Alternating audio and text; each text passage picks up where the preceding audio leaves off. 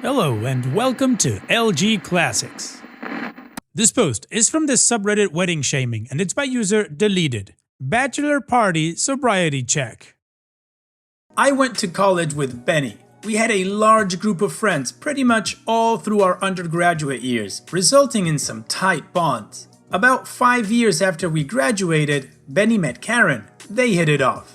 Benny had been doing well for himself. He had quickly risen to a position of responsibility at a large tech company, was making a good living, and had purchased a home prior to meeting Karen. Benny was a beachy sort, who kept a camper at a campground near the beach where he would surf and fish pretty much every evening after work, almost year-round, enjoying that California coast. For context, he would spend so much time at the camper that friends who lived near his house would swing by and bring the mail in for him. This was widely known.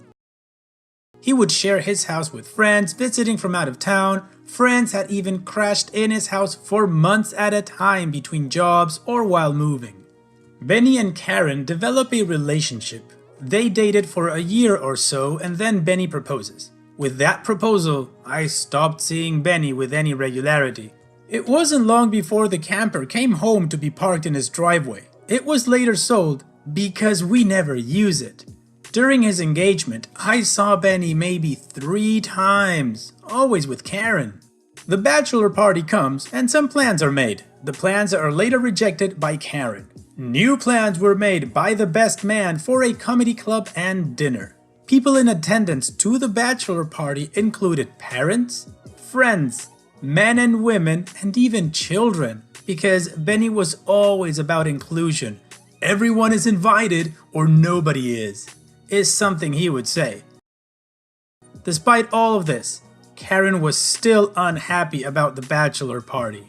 At the end of the night, I wound up driving Benny back to his own house. I was also driving home 2 of our friends. We pulled into Benny's driveway at around 9 p.m. I watched as Benny got out and walked to his front door. I always stay and wait for people to get into their homes safely before driving off, and that night was no exception. Benny walked to his own front door to the house he alone owned and which he paid cash for when he purchased it. He reached out and rang his own doorbell. When there was no response, he knocked. I was confused by this and asked the other 2 passengers in my car if he had forgotten his keys. One of our friends said no, that Karen had not allowed him to take keys to the house with him. Karen eventually answered the door and blocked the entrance. Her arms were crossed as she glared first at Benny, then at me. She was saying something that we couldn't hear. Benny then seemed to take a breath and blow into her face. Karen stood there as if in thought, then finally let him into his own house. No one heard from Benny for several days. Phone calls and email went unanswered. This was before smartphones, back when text messages cost 10 cents each. Finally, I heard from one of the other people I drove home that night. He had all the gossip. What follows is a combination of what he told me and what I later came to learn from other sources.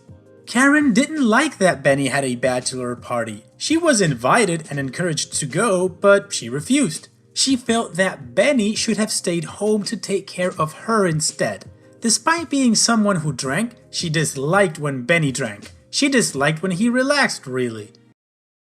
He did blow into her face that night. She was checking for a scent of alcohol on his breath. She apparently had told him that the only reason he was allowed in to his own house that night was because she didn't want to emasculate him in front of his friends. After entering the house, she made him take a breathalyzer to see if he had consumed any alcohol. Despite telling her that he had a couple of beers, she insisted on this, and when it returned a positive result, she tried throwing him out of his own house. He ultimately slept on the sofa that night. The situation degraded further with him coming home from work, unable to get into his own house. She had changed the locks and told him to sleep on the patio. He went to his parents' house instead. Did he eventually marry her? Yes. Now, let's check out that update. Benny and Karen had their wedding at a church with beautiful stained glass windows that towered over the altar, and their reception at a beachfront venue. About 2 months or maybe even a little more had passed between the bachelor party and the wedding. During that time, I had only laid eyes on Benny 3 times, once in passing and twice when I showed up at his door but was denied entry because we're going through something right now. A few days before the wedding, our group of friends received an email from Benny, the first email since the bachelor party, asking us to be on our best behavior during the reception, that Karen was on the warpath and was convinced that we were all, his friends, family, her father and brothers, his brother and nephews, his mother, covering for him cheating the night of his bachelor party. I was surprised because I couldn't figure out how he was supposed to have cheated, which he had no history of doing. When he was surrounded by people she knew from the moment he left the house until the moment I dropped him off. Both the accusation and the email seemed weird to me. The wedding ceremony was largely uneventful. They had over 200 guests. The venue was beautiful. Everyone, including the bride and groom, seemed happy. The drama started at the reception. At some point during the reception, Benny was out on a balcony talking with some friends. I was among them. After a few minutes, before I could even get any gossip or news out of him, a somewhat frazzled-looking bridesmaid rushed over to us and told Benny that Karen was upset and wanted him inside. What followed was a tense and loud 5 minutes where Karen yelled at Benny for ignoring her on her wedding day. This wasn't a scene, it was at a volume with the music playing in the background where I was wondering how many people were politely ignoring it, but it wasn't like the music stopped and everyone gasped. Nobody fainted from the shock and surprise of it, most people seemed to miss it entirely. She was visibly upset, but everything calmed back down. With our group of friends at the time who were getting married, having a cigar roller at the wedding was something a lot of them opted for. When he received a cigar and lit it, this was outside on this elaborate balcony porch thing that wrapped around the side of the venue. That triggered Karen. This time, she was outside in her wedding dress yelling at Benny to stop. This time, everyone who was outside or near the doors heard it, which he did. The last thing I heard him say was, $2,100 for that and you won't even let me enjoy it. That day was basically the last time I ever saw him in person. A lot of us had relocated to the Northeast since then, him included. Karen was from Rhode Island and she wanted to be closer to her parents, so they relocated to a suburb of New York City, as did many folks in our group of friends. Someone we both knew mentioned that he thought he saw them driving to the Orient Point ferry once and that they had a kid with them, which led us to learn that they had a child. It's been many years, and they're still married. I've heard that they seem happy, that she didn't keep him on a short leash anymore, and that he has a new group of friends. This made me wonder, were we the problem?